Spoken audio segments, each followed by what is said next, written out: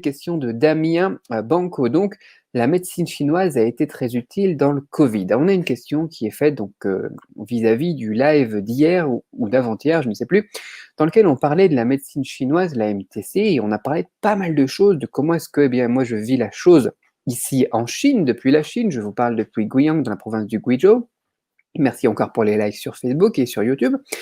Et donc je vous parlais du gua sha, je vous parlais de la pharmacopée, notamment avec les enfants en ce moment, pour tout ce qui est bronches et compagnie, tu vois? On arrive sur l'hiver, quoi, c'est l'automne. On a quoi d'autre encore?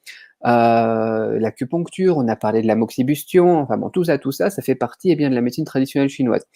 Et il réagit du coup maintenant en posant la question sur le Covid. Est-ce que ça a été utile ou pas au final, dans le traitement du Covid en Chine? Et ça, c'est intéressant parce qu'on n'en a pas beaucoup parlé de la médecine chinoise, dans tout ce qui est Covid justement, dans les actualités, dans les médias occidentaux. En tout cas, on n'en a pas du tout entendu parler. Donc je vais vous parler un petit peu des échos, moi, que j'ai eus, ce que j'ai pu voir encore et ce que j'ai pu vivre ici en Chine. Et ce que j'ai pu lire aussi, j'ai bien aimé, moi, notamment en mars-avril, je suivais beaucoup les publications scientifiques. Je m'intéressais pas trop à ce qui était média, par contre, publications scientifiques, c'est très intéressant. Et même moi, très rapidement, j'avais acquis ici en Chine, notamment de l'hydroxychloroquine, de l'azithromycine, des choses comme ça, au cas où, en cas de... voilà. Au final, il n'y a pas eu besoin. Donc ça, c'est plutôt bien. Donc, quoi qu'il en soit, dans les choses que j'avais pu lire notamment, c'était le British Medical Journal ou un truc comme ça, le BMJ ou le BJM, je sais plus. J'avais pu voir que ils avaient envoyé à Wuhan à l'époque des médecins de toute la Chine, bien évidemment, ça tout le monde le sait.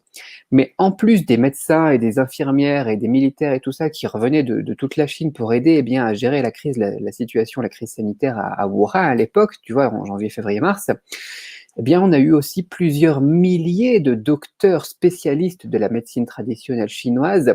Dans l'article du BMJ, du BJM, je sais plus, c'était 3100 docteurs. 3100 docteurs de médecine chinoise qui sont venus, eh bien, rejoindre les rangs des docteurs. Et c'est ça qui est bien, c'est ce qu'on évoquait aussi dans une vidéo précédente, c'est ce travail en symbiose au final de la médecine chinoise avec la médecine moderne, de la médecine traditionnelle, dite traditionnelle avec la médecine moderne. Parce que ils se sont mis à bosser notamment pour travailler sur les symptômes et pas seulement essayer de dire voilà, la médecine chinoise c'est elle qui a trouvé une cure et puis la médecine moderne ça sert à rien. Au final, ils ont travaillé main dans la main avec les docteurs de médecine moderne pour aider les patients à traiter leurs symptômes ou éventuellement les causes de la maladie à chaque étape. C'est-à-dire qu'il y avait aussi en protection pour renforcer le système immunitaire, il y avait en début d'infection, il y avait pendant l'infection, il y avait en phase dite terminale, etc. À chaque fois, il y avait un protocole de médecine traditionnelle chinoise qui a été appliqué, pardon. Et ça, c'est donc les échos que moi j'avais, notamment dans la presse médicale, dans la presse scientifique, donc une revue scientifique anglophone qui a quelques siècles d'histoire déjà, le BMJ ou BJM. Peu importe. Comment est-ce que moi je l'ai vécu ensuite, sur place? On a pas mal de personnes qui tout de suite ont travaillé sur un renforcement du système immunitaire avec des bases vraiment de tous les ans en fait, en période de grippe, en période d'hiver, et cetera. C'est toujours la même chose et les gens, se boostent. Tu peux booster en fait la chaleur de ton corps, que ça soit au niveau de la diététique, tu vois, en mangeant des aliments plus chauds comme du bœuf, de l'agneau, des choses comme ça. En renforçant aussi au niveau des fruits, au niveau de tout ce qui est vitamines. On avait pas mal de personnes aussi qui travaillaient là-dessus. Et après, au niveau de tout ce qui est pharmacopée, on n'a pas eu énormément de communication officielle, du moins, des médicaments qu'ils utilisaient dans les traitements. Moi, je pouvais les voir dans les publications scientifiques, mais ils n'en parlaient pas trop. Pourquoi? Parce que le problème qu'ils avaient donc, en Chine, c'est quelque chose que l'on a par exemple en France avec le papier toilette, c'est que s'ils disaient voilà tel médicament de médecine traditionnelle chinoise, ou bien alors les médicaments mixtes qu'on évoquait dans une vidéo précédente, tu vois, avec une partie composant chimique, par exemple paracétamol ou n'importe quoi, et une partie de composants de médecine traditionnelle chinoise, de pharmacopée. Dès qu'il parlait en fait d'un médicament, tout le monde se ruait à la pharmacie au final pour faire le plein.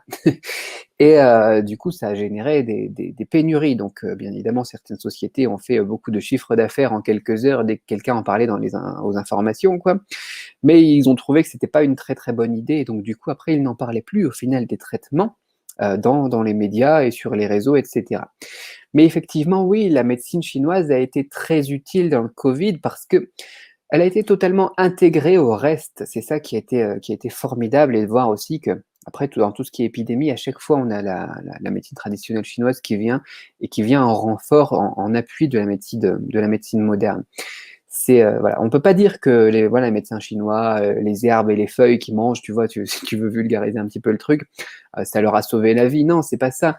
Mais c'est en complément, en soutien. Il y a eu des protocoles vraiment mixtes qui ont été testés. Il y a eu des études cliniques, etc. Et ça mérite d'être approfondi parce qu'on n'en a pas du tout parlé en Occident, dans les médias, si ce n'est voilà, dans les revues scientifiques. Mais les vrais scientifiques, les revues scientifiques, et puis les gens qui ont un avis scientifique, encore une fois, sur ce genre de choses, l'épidémie, on les voit pas trop intervenir en Occident, malheureusement. En Chine, par contre, on a eu beaucoup de professeurs qui ont apporté eh bien, leur vision scientifique et médicale de l'épidémie plusieurs fois sur les chaînes nationales, en tout cas ici. Voilà pour comment est-ce que j'ai vécu ça, comment est-ce que j'ai vu ça, moi, en tout cas, depuis l'intérieur de la Chine. L'utilité de la médecine chinoise dans eh bien, le Covid. Maintenant, on n'a plus trop de nouvelles, en tout cas, parce que eh bien, on n'a plus assez de cas. Alors, on a une recrudescence de cas dans le Xinjiang, je crois, avec une vingtaine de cas qui ont été identifiés ces derniers jours.